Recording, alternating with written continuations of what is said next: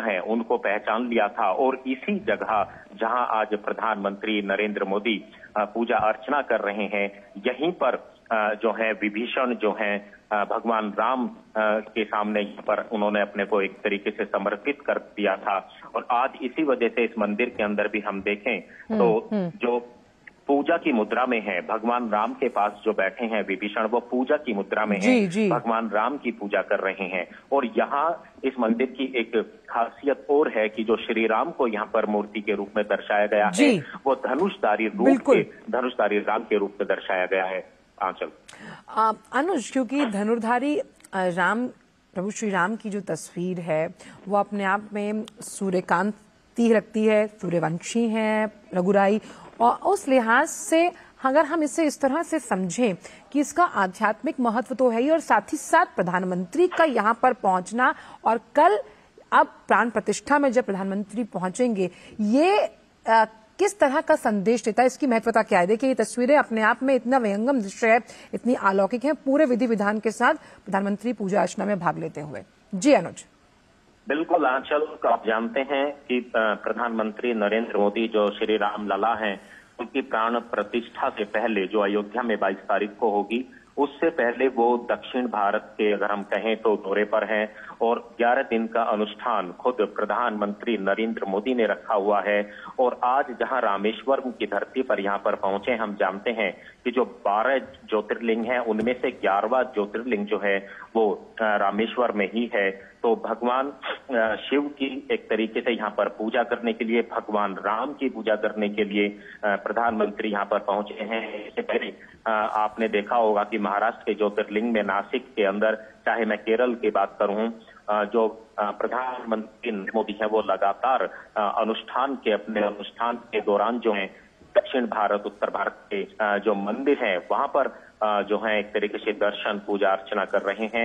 और ये एक ऐतिहासिक समय इसलिए भी हम कह सकते हैं क्योंकि इस समय पूरा देश जो है अयोध्या नगरी के साथ साथ पूरा देश इस समय राममय हो चुका है और अब वो दिन अब ज्यादा दूर नहीं है।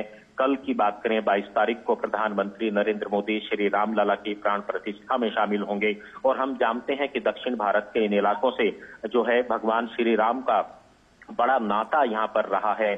जिन जिन इलाकों के अंदर भगवान श्री राम का संबंध रहा है उन इलाकों में प्रधानमंत्री नरेंद्र मोदी ने पिछले कई दिनों के अंदर यात्राएं की हैं, भगवान का दर्शन किया है, पूजा अर्चना की है। और शायद इसीलिए हम इस बात को अब कह सकते हैं कि प्रधानमंत्री नरेंद्र मोदी ने जिस तरीके से पूरे देश को एक तरीके से हम कहें तो मजबूत बनाने का जो प्रण लिया था, उसमें वो मजबूत होते हुए दिखाई दे रहे हैं।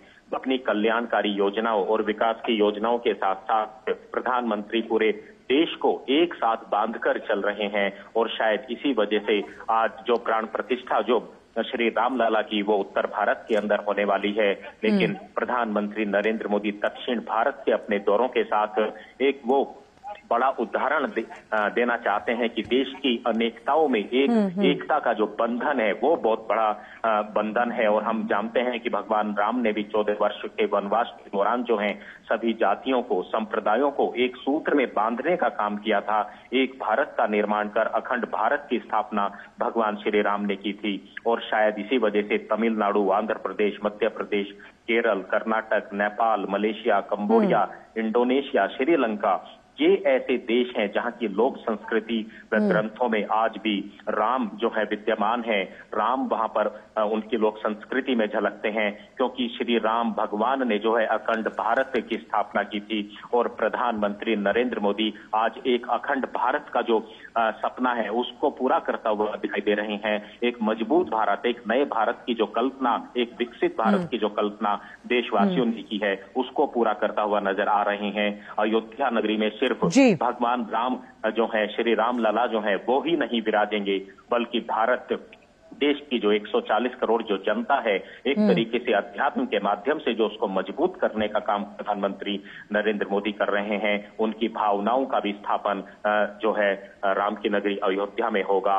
और आज निश्चित तौर पर आज दूसरा दिन है तमिलनाडु की इस पवित्र धरती पर रामेश्वरम में अभी जो पूजा अर्चना कर रहे हैं पूरे विधि विधान के साथ जो है प्रधानमंत्री नरेंद्र मोदी कर रहे हैं। और इससे पहले की जो तस्वीरें आंचल दिखाई थी वो श्री राम सेतु, वही श्री राम सेतु है जब भगवान श्री राम जब लंका पर युद्ध करने के लिए गए थे, रावण का युद्ध करने के लिए गए, तो इसी मार्ग से, समुद्र के इसी मार्ग से जो है रास्ता बनाया गया। ಕನ್ನಡಿಗರ ಮೆಚ್ಚಿನ ನಿಮ್ಮ ನ್ಯೂಸ್ 18 ಕನ್ನಡ ಈಗ ವಾಟ್ಸ್ಆಪ್ ನಲ್ಲಿಯೂ ಲಭ್ಯ.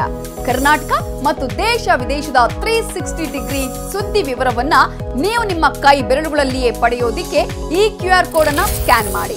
ನಮ್ಮ ಚಾನೆಲ್ ಅನ್ನು ಫಾಲೋ ಮಾಡಿ, ನೋಟಿಫಿಕೇಶನ್ ಆನ್ ಮಾಡಿ.